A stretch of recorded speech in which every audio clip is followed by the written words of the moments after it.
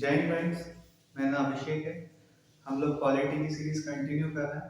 इस सीरीज में ये मेरा 7th लेक्चर है और हम आगे आते आते गवर्नमेंट ऑफ इंडिया 1935 तक आ चुके हैं। आज हम ये गवर्नमेंट ऑफ इंडिया 1935 पढ़ेंगे। सबसे पहले हम इसका हिस्टोरिकल बैकग्राउंड देखेंगे, फिर हम देखेंगे इस एक्ट में मेन प्रोविजंस क्या थे, फिर हम इसका रिव्यू करके इस लेक्चर को खत्म कर देंगे। हम देख आज पढ़ रहे हैं गवर्नमेंट ऑफ इंडिया एक्ट 1935। ये जो एक्ट है काफ़ी वास्ट है और काफ़ी इम्पोर्टेंट भी है। इसकी इम्पोर्टेंस के लिए एक कोट है आईओली जेनिंग साहब का। उन्होंने कहा था, most of the Indian constitution provision are taken from government of India act 1935। उन्होंने कहा था बहुत सारी चीज़ें जो गवर्नमेंट अपने इंडियन कॉन्स्टिट्यूशन में वो हमने इस एक्ट से डायरेक्ट उठा ली। ये सही बात भी है, आगे हम इस चीज़ को देखेंगे भी। और ये काफ़ी ज़्यादा वास्ट भी है, क्योंकि जब ये तैयार हुआ था इस टाइम पे इसमें 321 आर्टिकल्स थे और 10 शेड्यूल्स थे। इसको अगर आप इंडियन कॉन्स्टिट्यूशन जब बन के तैयार हुआ था उससे कंपेयर करो तो हमारा कॉन्स्टिट्यूशन जब तैयार हुआ था उसमें 395 आर्टिकल्स थे और 8 शेड्यूल्स थे। आज जो बढ़ के 12 हो चुके हैं। तो इसका मतलब ये जो तैयार हुआ आया था एक्ट, ये काफ़ी वास्तविक है, ये काफ़ी वास्तविक है। हम शुरू करते हैं इसके हिस्टोरिकल बैकग्राउंड से। इससे पहले वाले लेक्चर में हमने गवर्नमेंट ऑफ इंडिया एक्ट 1919 पढ़ा था। गवर्नमेंट ऑफ इंडिया 1919 जो आया था, जिसे मॉन्टेग स्टैनफोर्ड रिफॉर्म भी कहते हैं, उसमें कहा गया था कि हम इंडिया को एक रिस्पॉन्सिबल गवर्नमेंट देंगे।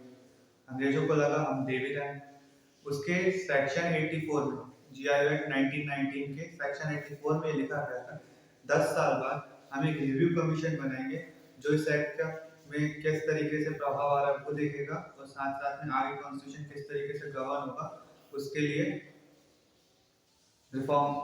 लिए आपको रिफॉर्म तैयार करेगा। तो ये सीरीज 1929 में इसके तहत एक कमीशन बनाएगा। अंग्रेजों को लगा कि हम बहुत अच्छा कर रहे हैं, तो उस और परिस्थितियों के हिसाब से उन्होंने इस कमीशन को थोड़े पहले ही बना लिया। ये कमीशन बना जिसके अध्यक्ष बनाए गए जॉन साइमन साहब। इसी की वजह से इसका नाम दिया जाता है साइमन कमीशन। ये इंडिया में आता है 1927 में, इंडिया में आ जाता है। भारतीयों जब ये भारत में आता है तो भारतीय इसका विरोध करते हैं। भारतीयों को मिर्ची इस बात की लगी थी इस कमीशन से कि इस कमीशन में जितने भी मेंबर थे सारे के सारे ब्रिटिशर्स थे, किसी भी इंडियन को इंक्लूड नहीं किया गया था। तो भारतीयों को मिर्ची लग गई। उन्हें क्या लगा कि आप हमारे लिए रिव्यू करने हम और हमारे लिए बताएंगे किस तरीके से कॉन्स्टिट्यूशन गवर्न करे और हमें ही नहीं ले रहे। और इस टाइम पे जो सेक्रेटरी ऑफ स्टेट हुआ करते थे वो जो इंग्लैंड में रहते थे, उनका नाम था बेकनहेड साहब। उन्होंने वहाँ की जो पार्लियामेंट है, लॉर्ड ऑफ हाउस, एक पार्लियामेंट्री हाउस है, वहाँ पे खड़े होकर ये भी बोल दिया था कि इंडियन लोग अपने लिए कानून नहीं बना सकते, अगर उनमें बस की है तो बना के दिखा दें। ये चीज़ उन्होंने इंग्लिश में अच्छे से बोली थी, लेकिन उसका मतलब यही था अगर आपका बस की हो तो आप अपना कानून बना के दिखा दो कॉन्स्टिट्यूशन। तो ये इंडियंस को बुरा लग गया। फिर हर साल के एंडिंग में कांग्रेस का सेशन होता, एनुअल सेशन होता था। तो 1927 का जो सेशन हुआ था दिसंबर में, वो मद्रास में हुआ था। तो मद्रास सेशन जो हुआ था 1927 का, उसमें दो मेन बातें निकल के आती हैं। पहली चीज साइमन कमीशन का विरोध करना, कारण इंडियन नहीं थे उसमें। दूसरी मेन चीज निकल के आती है साइमन इस मद्रास सेशन में ये तय होता है कि हम ऑल इंडियन कॉन्फ्रेंस पार्टी बनाएंगे। इसका काम होगा इंडिया के लिए कॉन्स्टिट्यूशन तैयार करना। तो दूसरी चीज में समझ के आती है कॉन्स्टिट्यूशन बनाने की बात कही जाती है। इसके लिए all Indian party all India conference party बनाई जाती है। इसके जो चेयरमैन बनाए जाते हैं वो बनाए जाते हैं मोतीलाल नेहरू साहब, और इसके जो सेक्रेटरी बनाए जाते हैं वो बनाए जाते हैं जवाहरलाल नेहरू साहब। जवाहरलाल नेहरू जी के पिताजी थे आपके मोतीलाल नेहरू। ये जो कमेटी बनाई गई थी इसमें 9 मेंबर थे।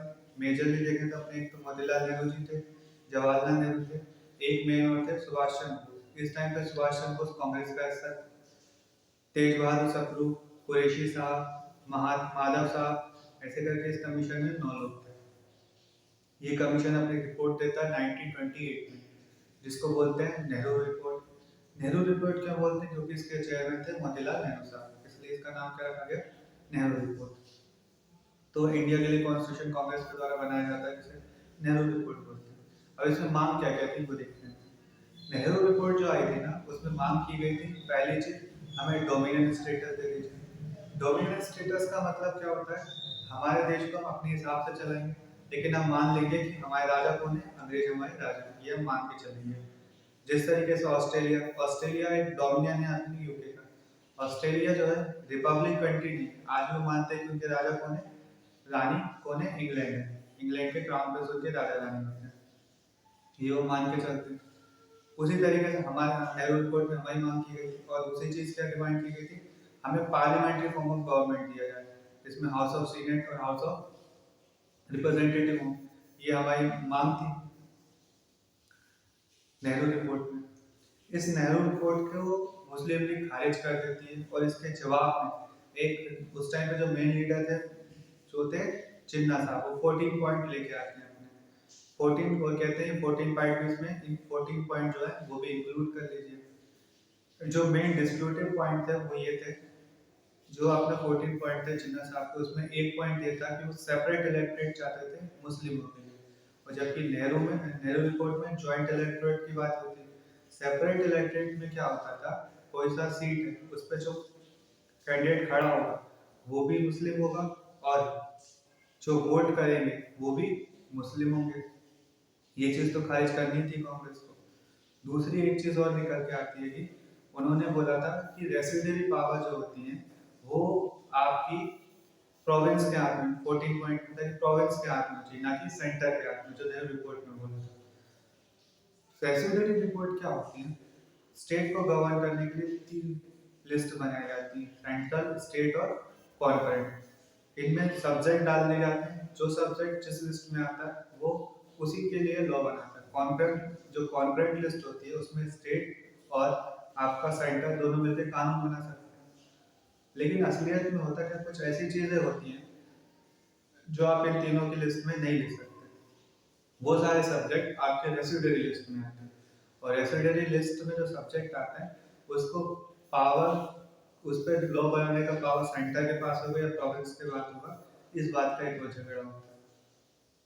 जिन्ना साहब प्रोविंस के लिए रेसिडरी पावर क्यों चाहते थे, उसका मेन कारण था कुछ कुछ ऐसे प्रोविंस है जहाँ पे उनका मुस्लिम मेजोरिटी है, तो उनका मानना था कि हम लोग सरकार बना लेंगे तो प्रोविंस में उन रेसिडरी सब्जेक्ट पे हम लोग लॉ फॉर्म कर सकते हैं, इसलिए उनकी डिमांड थी। आगे चलते हुए 1930 के 1931 में राउंड टेबल कॉन्फ्रेंस होती है, 3 राउंड टेबल कॉन्फ्रेंस होती है। ये साइमन कमीशन का ही प्रोसेस चल रही है आगे, जिसमें भारतीयों की राय ली जा रही है उनका कॉन्स्टिट्यूशन बनाने के लिए, ये गवर्नमेंट ऑफ इंडिया तैयार करने के लिए। पहली राउंड टेबल कॉन्फ्रेंस जब होती है जिसमें कांग्रेस पार्ट नहीं करती, क्योंकि मद्रास सेक्शन में बोल चुके थे कि हम साइमन कमीशन का सपोर्ट नहीं करेंगे।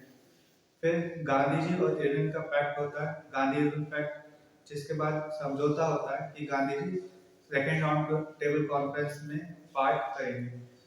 वहां उसी सेकेंड राउंड टेबल कॉन्फ्रेंस में एक चीज निकल के आती है। उस टाइम पे जो पीएम थे वो थे रैमसे मैकडोनाल्ड साहब। उन्होंने कहा था हम कम्युनल रिवॉर्ड देंगे। कम्युनल रिवॉर्ड का मतलब था कि एक प्रोविंस ऐसा होगा जिस प्रोविंस में ऐसे होंगे, प्रोविंस होंगे जहाँ पे जो लोग रहेंगे वो एक कास्ट के या किसी सेपरेट रीजन के रहेंगे, और जो कैंडिडेट खड़े होंगे वो भी उसी कास्ट या रीजन के होंगे। एक हिसाब से अंग्रेजों का मानना था कम्युनल रिवॉर्ड से कि भारत को अलग अलग टुकड़ों में तोड़ दिया गया, अब छोटे छोटे टुकड़ों को तोड़ के उसे राज करने में आसानी मिलेगी, ये उनकी सोच थी, इसलिए उन्होंने दिया। तो इस टाइम पे सेकेंड राउंड टेबल कॉन्फ्रेंस में 2 मेन कैंडिडेट जो गए थे वो थे अम्बेडकर साहब और एक गांधी जी। गांधी जी ने इसके लिए मना कर दिया। स्टार्टिंग में अम्बेडकर साहब कम्युनल रिवॉर्ड के लिए तैयार थे, लेकिन गांधी जी और अम्बेडकर साहब का पुनः पैक्ट होता है जिसमें कम्युनल रिवॉर्ड को छोड़ दिया जाता है और कहा जाता है कि आपको रिजर्वेशन दे दिया जाएगा। फिर थर्ड राउंड टेबल कॉन्फ्रेंस होती है। उसके बाद में इन सब पर लेखा जोखा ताम झाम को जोड़ जाड़ के एक गवर्नमेंट ऑफ इंडिया बनाया जाता है, इंडिया को गवर्न करने के लिए, जो 1935 में आता है हमारे पास लागू होता है। तो हम ये चीज समझ के आए, जब गवर्नमेंट ऑफ इंडिया 90 एक्ट है, 1935 का जो एक्ट है, वो किसके बाद बनाया गया? साइमन कमीशन के रिपोर्ट के आधार पर बनाया गया और इसका भारत के संविधान पे बहुत ज्यादा प्रभाव है। इसी एक्ट के तहत फेडरल कोर्ट बनाया गया था दिल्ली में। कहाँ बनाया गया था? 1937 में, जिसका एक चीफ जस्टिस रखे गए थे और 6 अदर जजेस रखे गए थे इसमें। इसी के तहत आरबीआई फॉर्म किया गया था। आज के टाइम में जो मेन सेंट्रल बैंक है हमारी, वो आरबीआई है, वो यहीं पे बनी थी। ये 1935 में बनी थी। जिस कमेटी की सिफारिश से बनी थी वो थी यंग लिटन कमेटी, 5 करोड़ का इनिशियल इन्वेस्टमेंट के साथ बनी थी। उसी के साथ हाँ ये होता है। अब हम देखते हैं इसको, जो ये एक्ट आया था, इसके मेन ऑब्जेक्टिव्स क्या थे इन अंग्रेजों के अंपायर पर। सबसे पहला मेन ऑब्जेक्टिव जो था अंग्रेजों मतलब ब्रिटिशर्स का, पहला था कि मेन चीजें जो होती है, मेन जो सब्जेक्ट होते हैं जिन पे लॉ बनाया जाता है, जैसे कि मिलिट्री, डिफेंस, आपका फॉरेन अफेयर, इन सब का अधिकार हम अपने पास रखेंगे। आगे छोटी मोटी चीजें होती हैं, एग्रीकल्चर, हेल्थ, ये पब्लिक गवर्नमेंट, लोकल गवर्नमेंट, ये सारी की सारी हम आपको दे देंगे, आप अपने हिसाब से गवर्न करते रहिएगा। दूसरा मेन ऑब्जेक्टिव क्या था? उस टाइम पे कांग्रेस बहुत बड़ी पार्टी हुआ करती थी, कांग्रेस को अलग अलग करना। तीसरा, जो मुस्लिम्स हैं या फिर कुछ मॉडरेट लोग हैं, उन्हें अपने पक्ष में लेना और इंडिया को फेडरल स्ट्रक्चर प्रोवाइड करना, ये इसके मेन ऑब्जेक्टिव थे इस 1935 के एक्ट के। इंडिया को गवर्न करने के लिए उन्होंने तीन, जितने भी सब्जेक्ट होते हैं जिन पे लॉ बनाया जाता है, उन्हें 3 सब्जेक्ट में बांट दिया गया, 3 लिस्ट में बांट दिया। कौन कौन सी लिस्ट में बांटा? एक फेडरल लिस्ट में बांटा, प्रोविंशियल लिस्ट में बांटा, एक कॉन्करेंट लिस्ट में बांटा। इस तरीके से अगर आप हमारा कॉन्स्टिट्यूशन देखें, उसके 7th शेड्यूल में यही लिस्ट तो डली हुई है, लिस्ट 1, लिस्ट 2, लिस्ट 3, है ना। फेडरल लिस्ट में 59 सब्जेक्ट है, प्रोविंशियल लिस्ट में 54 सब्जेक्ट है, कॉन्करेंट लिस्ट में 36 सब्जेक्ट है। रही बात आपकी रेसिडुअरी पावर, है ना, ऐसे सब्जेक्ट जो इन तीनों में नहीं लिखे, उस पर लॉ बनाने का अधिकार गवर्नर जनरल के पास था। इसी एक्ट के तहत पहले देखा जाए तो जो बर्मा है उसको भी अलग कर दिया। इस टाइम पे इंडिपेंडेंस मूवमेंट इंडिया में भी चल रहा था, बर्मा में भी चल रहा था। तो अंग्रेजों ने सोचा अगर बर्मा को अलग कर देते हैं हम इंडिया से, तो इससे हमें रूल करने में आसानी होगी। इसीलिए 1935 का एक्ट से बर्मा को अलग तरीके से रूल करा जाना शुरू कर दिया। सिंध और ओडिशा को नए प्रोविंस भी बनाए गए थे इसी एक्ट के तहत। अब रूल किस तरीके से करा जाएगा, उसका स्ट्रक्चर कुछ इस तरीके से हो गया था। इसके बाद हमने पढ़ा था 1919 का जो एक्ट था, उसमें स्टेट में डुअल गवर्नमेंट दी गई थी, डायरकी एस्टैब्लिश करी गई थी। इस एक्ट में डायरकी हटा के प्रोविंशियल ऑटोनॉमी दे दी गई थी। प्रोविंशियल ऑटोनॉमी का राज्य सरकार आप अपनी इच्छा से बनाएगी और उसको अपने हिसाब से गवर्न करिए।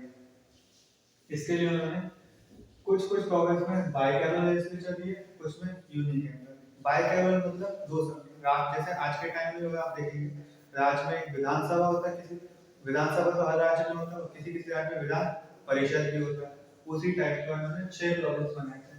अब इन 6 मेन प्रोविंस में देखा जाए तो 3 तो मेन होते ही होते हैं हर बड़ी चीज में, बंगाल, मद्रास, आपका बंगाल, मद्रास, बॉम्बे, बिहार, उड़ीसा, ये सब जोड़े रहते हैं। और तो 2 हाउस जो बनाए जाएंगे वो बनाए, पहले तो लेजिस्लेटिव असेंबली, दूसरा लेजिस्लेटिव काउंसिल। और किसी किसी प्रोविंस में यूनिकैमरल, 5 ऐसी प्रोविंस बनाए जहाँ पे यूनिकैमरल होगा, मतलब विधानसभा के लिए। बजट के बारे में देखते हैं तो बजट तो मेन देखने का तरीका होता है किसके पास में कितना पावर है। 30% जो बजट पास होगा स्टेट में वो वोटेबल होगा, 70% नॉन वोटेबल होगा, मतलब 70% गवर्नर अपनी इच्छा से पास कर सकता है। इसमें भी एक बिल में इन्होंने ये जोड़ दी, गवर्नर को डिस्क्रिशनरी पावर दे दी। डिस्क्रिशनरी का मतलब ये था गवर्नर को लगता है ये लोग खराब है रूल करने के लिए, तो अपनी इच्छा से, अपनी समझ के हिसाब से उस अपना वेटो पावर का अधिकार करके उस रूल को खारिज कर सकते हैं। इन्होंने प्रोविंशियल ऑटोनॉमी दी क्यों, उसका देखिए इनका एक मेन ऑब्जेक्टिव क्या था, कांग्रेस को अलग करना, अलग सलग कर देना, एलिमिनेट कर देना। कांग्रेस सेंट्रल लेवल की पार्टी थी। अगर उनका मानना था अगर स्टेट लेवल पे हम लोग लीडर खड़े कर दें, स्टेट पार्टीज बना दें, तो हम कांग्रेस को अलग अलग कर सकते हैं। इसलिए उन्होंने रीजनल प्रोविंशियल ऑटोनॉमी, ताकि कोई रीजन के लेवल का नेता खड़ा हो जो जो अपने हक के लिए सेंटर से थोड़ा बहुत लड़ भी ले, और इससे हमें रूल करने में आसानी हो जाएगी।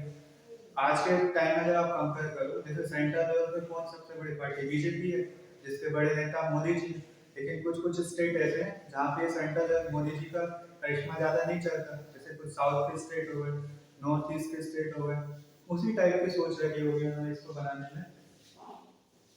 ठीक है। उसके बाद में सेंट्रल लेवल पे किस तरीके से गवर्न किया जाएगा उसको देखते हैं। सेंट्रल लेवल पे इन्होंने बाइकैमरल लेजिस्लेचर लगा दिया। बाइकैमरल लेजिस्लेचर मतलब दो सदन बनाएंगे सेंटर पे। पहला कौन सा होगा? पहला होगा अपना अपर हाउस, लोअर हाउस। अगर आज के टाइम से अपन कंपेयर करें तो इन्होंने राज्यसभा बनाई थी और लोकसभा बनाई थी। जैसे हमारे यहाँ राज्यसभा आर्टिकल 80 में, उसी तरीके से इन्होंने अपर हाउस में, अपर हाउस का इन्होंने अंग्रेजी नाम रखा था काउंसिल ऑफ स्टेट, जिसमें 260 मेंबर होंगे। 156 ब्रिटिश प्रोविंस से आएंगे, मतलब जहाँ पे इंग्लिश का रूल चल रहा है। दूसरा 14 सीटें कहाँ से आएंगी? प्रिंसली स्टेट, जहाँ राजा रखवालों का रूल चल रहा है। ये वाला हाउस होगा वो परमानेंट होगा, जैसे हमारा राज्यसभा है, और इस परमानेंट है तो मतलब ये कभी खत्म नहीं होगा। और लेकिन इसके 1/3 जो मेंबर हैं हर 2 साल में रिटायर होते हैं, जैसा कि हमारा राज्यसभा में होगा। सेम टू सेम स्ट्रक्चर देख सकते हैं आप। उसके बाद एक इन्होंने लोअर हाउस बनाया। लोअर हाउस की अगर कहानी थी, इसका नाम रखा है फेडरल असेंबली। इसमें 375 सीट्स थी, जिसमें से 250 ब्रिटिश प्रोविंस के अंदर आते हैं, और 125 सीट्स कहाँ से आएंगी? प्रिंसली स्टेट की आएंगी। इसका जो टेन्योर रखा है इन्होंने 5 साल का रखा। और मनी बिल जो है, मतलब जिस तरीके ऐसा जिस बिल से अपन क्या बोलते हैं पैसा निकाल देंगे सरकार के खजाने में से, मनी बिल यहाँ पे भी लोकसभा में, मतलब कि इनके फेडरल असेंबली में पास होता था। हालांकि उसे पास दोनों हाउस से कराना पड़ता था, लोअर हाउस से भी अपन, मतलब फेडरल असेंबली से भी पास होना चाहिए और काउंसिल ऑफ स्टेट से भी पास होना चाहिए। तो मनी बिल आज हम जिस तरीके से सेम टू सेम थोड़ा देख सकते हैं आप जी। अब आगे देखें, सेंट्रल के लेवल पे बाइकैमरल लेजिस्लेचर तो लगाया था इन्होंने, डुअल फॉर्म ऑफ गवर्नमेंट के लिए, मतलब सेंट्रल लेवल पे डायल किया। जैसे 1990 में स्टेट लेवल पे थी, वही चीज उन्होंने उठा के सेंटर पे कर दी। स्टेट लेवल पे हमने देख ही चुके थे, प्रैक्टिस कर ही चुके थे इसको, अब सेंट्रल लेवल पे जिस तरीके से वहां थी यहाँ पे भी जो भी सब्जेक्ट है उन्हें दो लिस्ट में बांट दिया, एक ट्रांसफर्ड लिस्ट, एक रिजर्व लिस्ट और एक फेडरल लिस्ट। रिजर्व लिस्ट में वही मेन चीज, जैसे कि इसका ऑब्जेक्टिव क्या था इस एक्ट का, मेन जो चीजें डिफेंस मिलिट्री हो गया आपका, है ना, उसके बाद में ट्राइबल इशू हो गए, या फिर क्या बोलते हैं क्लर्जिकल इशू हो गए, ये सारे अधिकार इन्होंने अपने हाथ में लिए। ये सारे के सारे रिजर्व लिस्ट में आते थे। इस पे जो रूल बनाने का अधिकार था वो गवर्नर जनरल के पास होता था, है ना, डिस्क्रिशनरी पावर अपनी इच्छा से। गवर्नर जनरल क्या है, आप पढ़ चुके हैं वायसरॉय, क्राउन के अंदर सेक्रेटरी ऑफ स्टेट, इंडिया में जो हेड होगा वो वायसरॉय होगा, उसकी मदद के लिए काउंसिल बनाई जाएगी, उस काउंसिल का नाम है गवर्नर जनरल काउंसिल, जिसका हेड कौन है? Viceroy.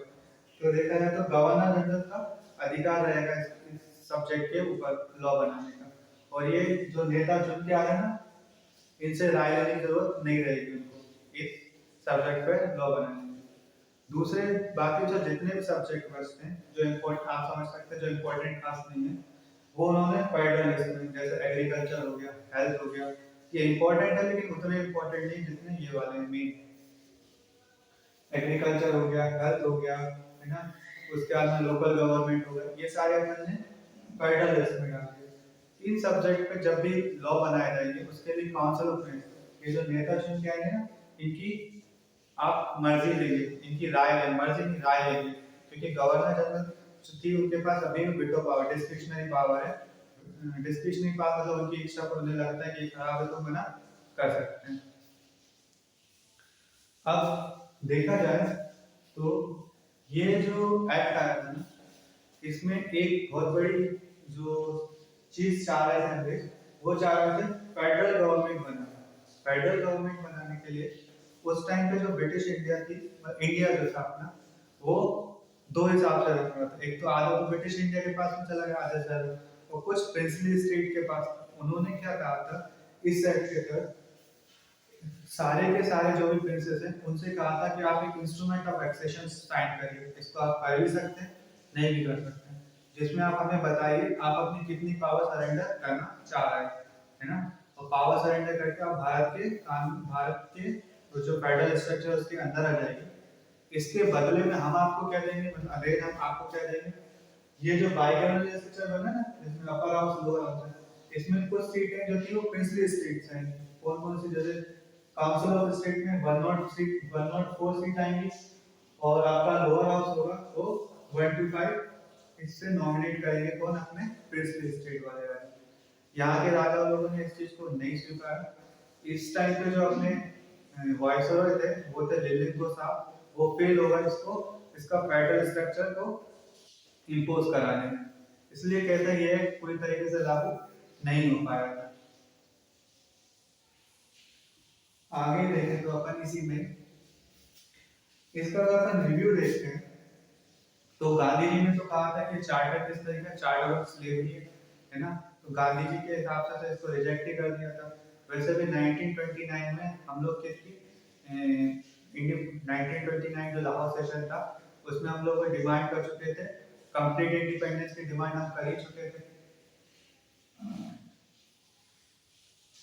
Thank you very much, आगे का अगले लेक्चर में